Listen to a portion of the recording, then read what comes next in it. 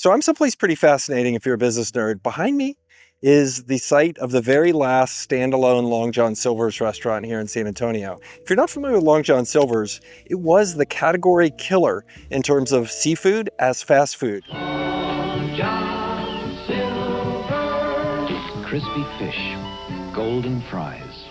So if you wanted fish and chips, any of that kind of stuff, like you went to Long John Silver's. And the restaurant got incredibly popular, peaking at nearly 1,500 locations just 30 years ago in 1995. Well, today, the chain has basically shrunk to a shadow of its former size. It has just under 400 locations. So what caused this failure actually dates back from the very beginning of the chain and the decisions that were made around then. And they started with this guy, Jim Patterson, who started the very first Long John Silver's back in 1969 in Lexington, Kentucky. And the idea was pretty straightforward.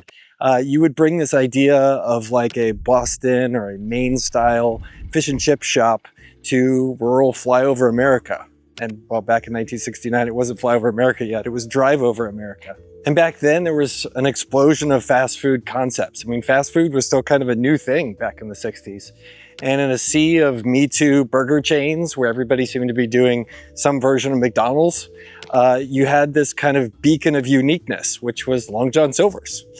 Fish, fast food, pretty cool. And they rode this kind of unique market position, the wave of it, to a pretty incredible level of growth. By the 1980s, through franchising and corporate growth, the chain was over 1,000 stores. Just pretty astonishing. And it rode this wave to where by the 1980s, the chain at its peak had 65% of the market for seafood out of the home consumed in the United States, and nearly $500 million in sales. Kind of unbelievable. And this is something that's really never been repeated in the history of restauranting. When does a single chain own this much of a percentage of a single like niche? It still tends to happen in American industry. You'll see it happen however, in things like software, pharmaceuticals, sometimes business services, but never in restaurants. Nobody has 65% of the burger market. Just insane level of domination by Long John Silver's. And if you look at what got them there, picking a niche and just being really, really good at that niche and dominating it, well, was the key to success. And there's a lesson there for business owners, and I see it a lot of times. And look, I've done it too. You can really be attracted to shiny objects and wanting to offer new things, as opposed to just being really good at what your business is meant to do. And this can happen to small businesses, but it also happens to chains the size of Long John Silver's, where people start to get shiny object syndrome and they start to panic a little bit instead of really focusing on what makes their business really good. And in this case, ownership started to panic.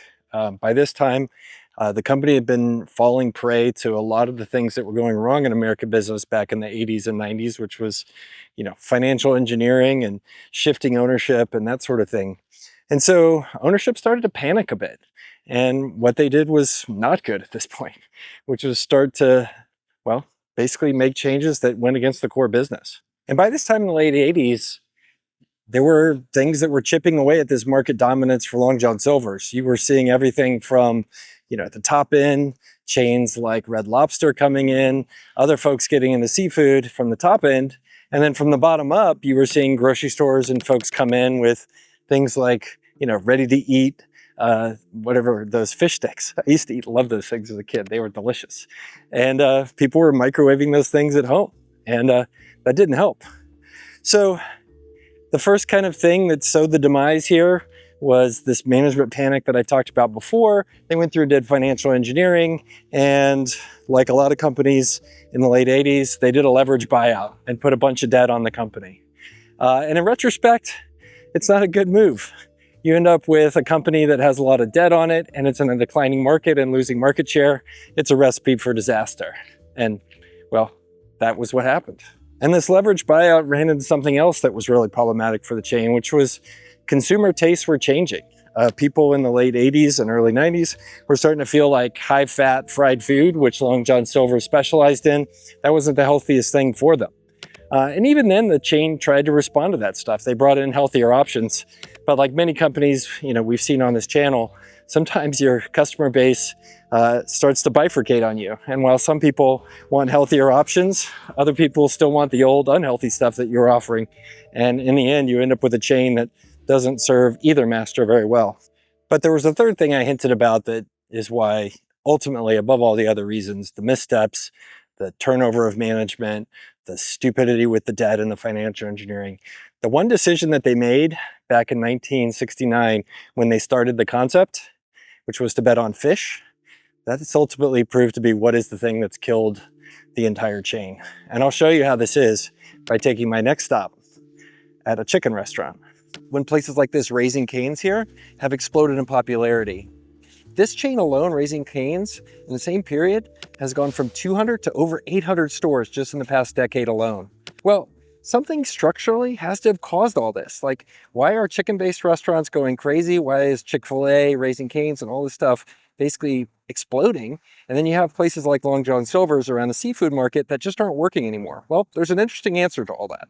So this restaurant here actually answers this mystery for us. And to explain where I am, so this is a fast food place, but it's not on the, well, super wealthy side of town. Here, people need to get everything they can for their dollar in terms of basically, well, make their dollar go as far as it can. And over here, they've shown us precisely the difference between making fast food out of fish and making fast food out of chicken. And look, in fast food, what matters almost more than anything is it's got to be fast and it's got to be cheap. And structurally, fish has a huge problem, which is over the past 25 years, it has gotten incredibly expensive to buy, while chicken, on the other hand, the price has gone down radically. And so ultimately, restaurants like Long John Silver's, or even like the filet of fish at McDonald's, they're not competitive anymore. And the reason is, it's 3 to 4 times more expensive just to make a fast food dish with fish than it is to make it with chicken. And if you can't bring food and fast food that's affordable and economical for people, well, you're in trouble. And ultimately, that's what's killed Long John Silver's and why they've gone from 1,400 stores to just a few hundred. All right, my name is Michael. I make videos like this that explain the world, especially from the lens of business, and it's for business owners. If you like that stuff, give me a follow, comment below, and subscribe to my newsletter. Catch you next time.